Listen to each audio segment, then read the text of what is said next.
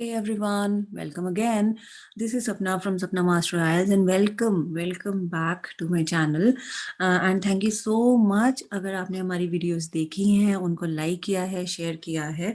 As I told in the previous videos, आज आपको मिलेंगी 29 Jan, 5th Feb and 12th Feb से related जितनी भी एग्जाम प्रेडिक्शंस हैं, टास्क कैसे आ सकते हैं, उसको कैसे सॉल्व करना है सो दैट आपके बैंड्स भी आ सके. सिर्फ प्रेडिक्शन देना काम नहीं, साथ में टिप्स भी बता रहे हैं.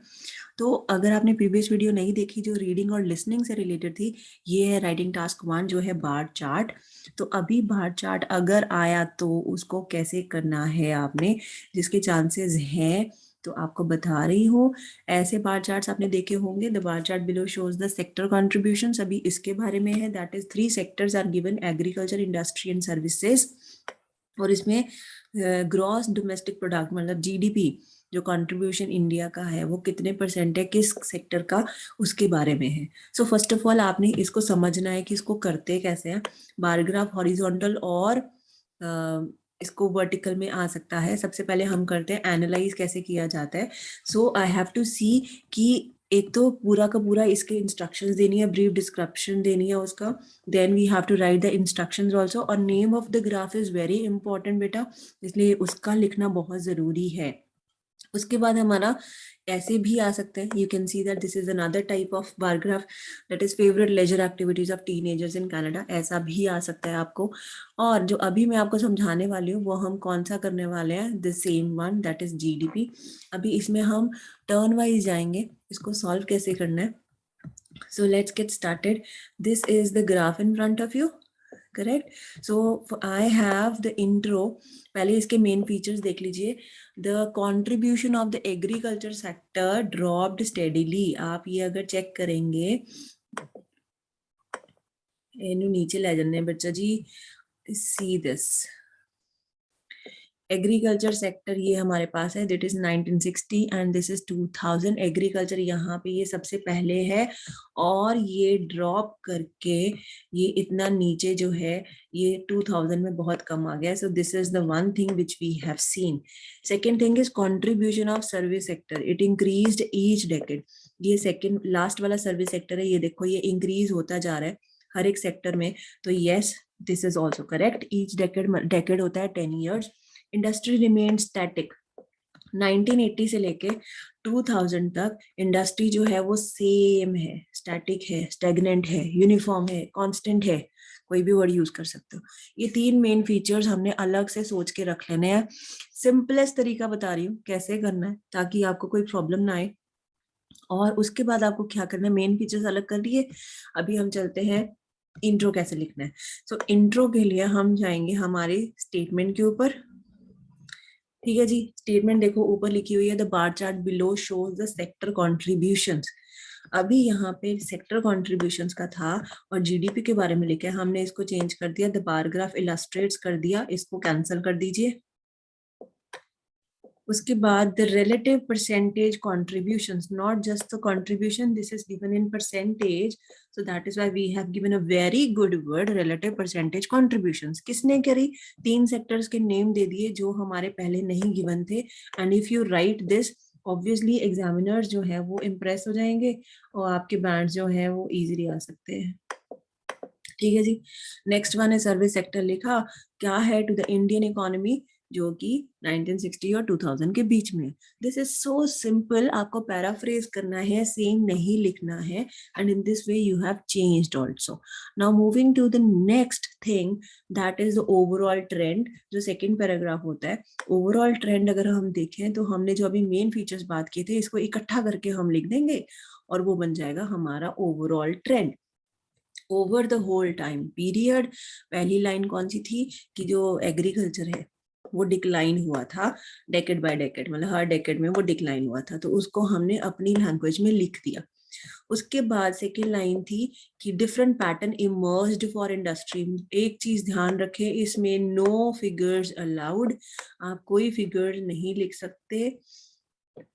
अगर समझ में आ रहा होगा तो kindly write in the comment box then how did you like the video, and if you want anything else you can also tell us. We will upload the video of that problem also.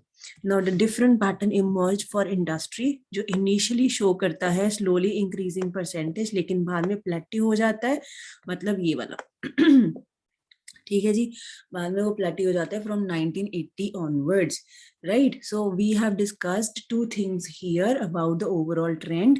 Now coming to the body paragraph 1. Body paragraph 1 में हम discuss करना शुरू कर देंगे. 1960 से start किया. अभी 1960 से अगर हम स्टार्ट कर रहे हैं तो मैं आपको ये दिखा दूं थोड़ा सा लाइक दिस. 1960 में agriculture contributed by far is a very good word. अगर आप इसको यूज करते हैं in your writing task 1, it gives a very good impression. Highest percentage है, ये आप चेक कर सकते हैं. Highest percentage of GDP peaking at, मतलब उसका पीक कहाँ पे है, हाईएस्ट पॉइंट कौन सा है, 62%. However, but while whereas it then dropped in steady increments, मतलब ये नीचे आता गया ऑफ 12%, यहाँ पे सीधा 12% पे पहुंच गया, ठीक है, इन 2000. सो मैंने एक कंपैरिजन सीधा ही कर दिया. सर्विस सेक्टर की बात करें ऑन द अदर हैंड, उसका रिलेटिवली माइनर इम्पैक्ट था. ये वोकैबुलरी अगर ऐसे यूज करोगे तो बेटा जी आपके 7.58 बैंड्स तो आएंगे ही आपके राइटिंग में. इसलिए मेक श्योर कि आप ऐसे ही लिखें, अपने टास्क में ऐसी ही लैंग्वेज यूज करें. And you can also see कैसे इसको कॉम्प्लेक्स में चेंज किया गया है, ऑल्सो कॉमास कहाँ पे लगाए गए हैं. The service sector on the other hand, उसका रिलेटिवली माइनर है. यहाँ पे हमने बाय फार यूज किया था, यहाँ पे हमने रिलेटिवली वर्ड यूज किया है. ऑलवेज यूज एडवर्ब और adjective whenever you are using the percentage, when you are using the figures. Minor impact रहा इकोनॉमी पे. ये चेंज हो गई ग्रेजुअली एट फर्स्ट, और बाद में इसने जंप किया 28 से 43% तक, ठीक है, बिटवीन 1980 एंड 2000 या 1980 एंड 1990, राइट. उसके बाद बाय 2000 इसने मैच कर लिया हाईएस्ट पॉइंट, जो इधर एग्रीकल्चर का था, इधर चेंज हो गया, वो सर्विस सेक्टर का पहुंच गया. Got it. And last line is so easy and very impressive, showing a reversal in the overall trend.